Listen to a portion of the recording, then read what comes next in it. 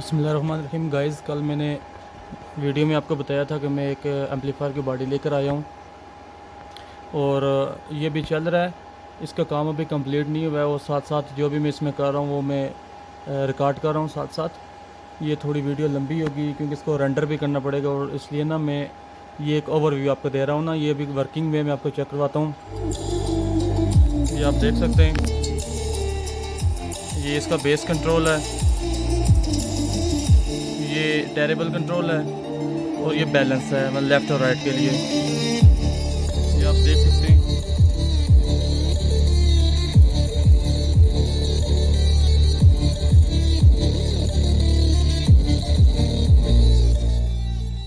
ये guys 8 inch का mid range speaker है। ये पूरा सेट आता है। ये मेरे पास दोनों पड़े हुए, लेकिन मैंने अभी कनेक्ट इसके साथ एक ही किया हुआ है। और गाइस ये आप ऊपर से देखें, ये इधर अभी बहुत कचरा बना हुआ है ये तारों का। और ये मैंने आपको बोला था ना, ये एक सर्किट है 94-98 78-98 और ये गाइस ना ये भी वर्किंग में है, ठीक है। और इसके साथ में ना 3 कूलिंग फैंस लगाए हुए हैं। और इधर आप देखें, ये मैंने इसमें सारी डीसी सप्लाई लगाई हुई हैं। असल में ना ये मैंने कबाड़ी से लिया, ये बिल्कुल वर्किंग में नहीं था, ठीक है ना। इसमें मैंने दो माइक रखे हैं इको, ये लाइन इन के लिए सिस्टम है इसमें। और ये मैंने इसमें, ये आप देख सकते हैं, ये इसमें यूवी मीटर लगा हुआ है, वीयू मीटर लगा हुआ है जो ऑडियो के लिए होता है, ठीक है। और गाइस ये सर्किट मैंने चाइना से मंगवाया है और ये तकरीबन ना 4500 रुपये का खाली सर्किट आया है। और ये तकरीबन 300 वाट का सर्किट है, प्योर 300 वाट है। ये डीसी 32 वोल्ट तक जाता है इसका करंट इनपुट में। और अभी इसको मैंने, ये आप देख सकते हैं, ये 20-20 वोल्ट के 2 अडाप्टर लगाए हुए हैं। और ये मैंने इसलिए लगाया, मैं सप्लाई भी ले सकता था जो प्रॉपर सप्लाई होती है, क्योंकि ना हर इंसान को समझ नहीं लगती। और मैंने इसमें से एक चीज़ निकाली है, मैं आपको दिखाता हूँ। ये गाइस आप देख सकते हैं, इस तरह का इसमें ट्रांसफार्मर लगा आता है। और इस ट्रांसफार्मर का सबसे बड़ा नुकसान पता है क्या है? थोड़ी सी भी बिजली आपके पास डिम होगी ना तो आपका ना आवाज़ बैठना शुरू हो जाती है। और एक चीज़ मैं आपको यहाँ पे और बताता जाऊँ, हमारे बहुत सारे भाई होते हैं ना, अक्सर ये ज़्यादातर ये एम्पलीफायर वगैरह ना मस्जिद में लगे होते हैं या स्कूल वगैरह में लगे होते हैं प्रेयर वगैरह के लिए ना। तो बहुत सारे लोगों का हमारा ये कंसेप्ट है ना कि जो चीज़ जितनी वज़नी होती है वो उसमें इतनी पावर होती है। तो गाइज़ ये एक बिल्कुल बकवास किस्म की चीज़ है। और बहुत सारे दुकानदार आपको इसी तरह से चूना लगाते हैं, ये जी आप उठा के देखें इसमें इतनी पावर है।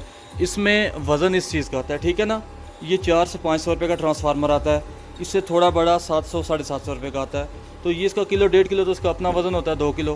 तो ये हमारे जो भाई होते हैं ना वो इसमें कंफ्यूज होकर ना वो गलत चीज़ ले लेते हैं। इसकी जगह मैंने ये डीसी सप्लाईज लगाई हैं। इसका फ़ायदा तो ये है ना कि ये इसका आधा किलो वज़न भी नहीं है पूरे एम्पलीफायर का। और ये तकरीबन ना इसके साथ ये आप देख सकते हैं यहाँ पे तारें खुली हुई हैं।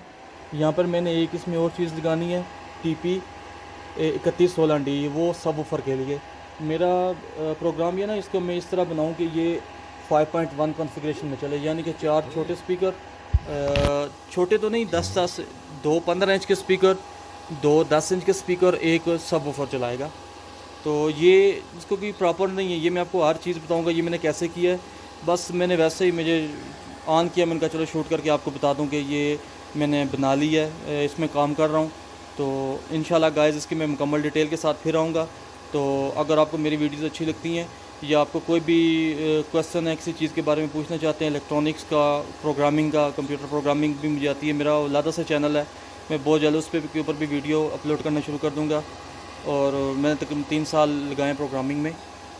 मैं बेसिकली सॉफ्टवेयर इंजीनियर हूँ, ये तो मेरा वैसे ही बस सीखा हुआ काम। मैंने कहा चलो ये मैंने अपने करीबी हमारी मस्जिद दिया ना, उसका वो यही मसला हो गया था एम्पलीफायर का।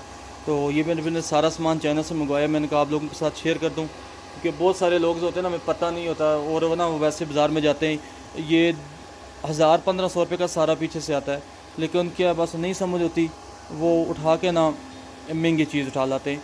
वही 1500 के ला के 5000 का बताते हैं, लड़ लुड़ के 4500 का दे देते हैं, लेकिन वो उसमें शोर ख़त्म नहीं होता, माइक शोर करता है।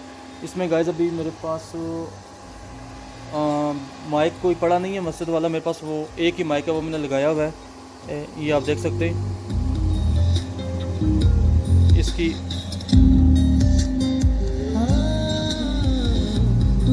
डीप बेस इसकी देख सकते हैं, बहुत अच्छी बेस बना रहा है ये सर्किट। और ये इसमें ये आप देख सकते हैं, ये इसमें कॉन्फ़िगरेशन हुई है। ये मतलब कि ना, ये इसमें मुख्तलिफ सिलेक्शन है, आपने किस तरह का चलाना है आपने स्पीकर, यानी कि ना वूफर लगाने, साउंड चाहिए ना, यहाँ पे सिलेक्शन होती है 16 dB, 20 dB, 30 dB ना, ये एक पूरा सिस्टम होता है। ये मैं आपको कंप्लीट डिटेल में बताऊंगा। तो अभी ये कचरा इतना बना है, आपको समझ कुछ भी नहीं आनी। ये मैं सारी चीज़ें अच्छी तरह एडजस्ट करके फिर मैं वीडियो अपलोड करूँगा। ये भी मैं अपलोड कर रहा हूँ, वो आपको मैं हर चीज़ बताऊँगा। और गाइज़, हमेशा कोई भी आप चीज़ बनाएं, कूलिंग फ़ैन लाजमी लगवाएं, क्योंकि ना ट्रांजिस्टर हमारे जो पाकिस्तान में ना, वो ज़्यादा ट्रांजिस्टर होते हैं 1047। मैं आपको वो भी दिखा देता हूँ गाइज़। हमारे पाकिस्तान में ना इस तरह के सर्किट मिलते हैं, आप जो मर्ज़ी एम्पलीफायर लगा लें। ये D1047 ये थोड़ा सा फिर बेहतर है, एक C5200 होता है, लेकिन ये जो है ना, भी आप इन दोनों का कंपेयर कर लें साइज़ का, ये पूरे एम्प जितना, और ये मुझे लगता है इसकी आधे जितना भी नहीं है, लेकिन ये टोटल 70 वाट का पावर होता है इसमें। और ये AC पे चलता है, और ये डायरेक्ट DC पे ऑपरेट होता है। और ये इसमें सिंगल IC लगी हुई है, आप देख सकते हैं। इसके ऊपर ने अपना भी कूलिंग फ़ैन लगाया हुआ, लेकिन उसकी ज़रूरत ही नहीं है, क्योंकि ना मैंने बहुत अच्छा इसमें सिस्टम किया हुआ है, कूलिंग का, गर्म होता ही नहीं है। और गाइज़, ये मैं वैसे नहीं बता रहा, ये तकरीबन पूरा एक हफ़्ता मैंने टेस्ट किया, दबा के इसको मैंने टेस्ट किया है, लेकिन ये इसमें कोई ज़रा भी इसने ऑटोमेटिक अपना फ़ैन ऑन ही नहीं किया। तो ठीक है, तो ये वीडियो बहुत बड़ी हो जाएगी। मैं नेक्स्ट वीडियो में आपको ये साथ इसमें UPS लगा हुआ है, ठीक है ना, इसकी मैं आपको एक ट्रिक बताऊंगा। बात क्यों ना, आजकल चाइनीज़ इन्वर्टर बहुत महंगे ना, ज़्यादातर लोग यही बनवा रहे हैं और धोखा ही खाते हैं।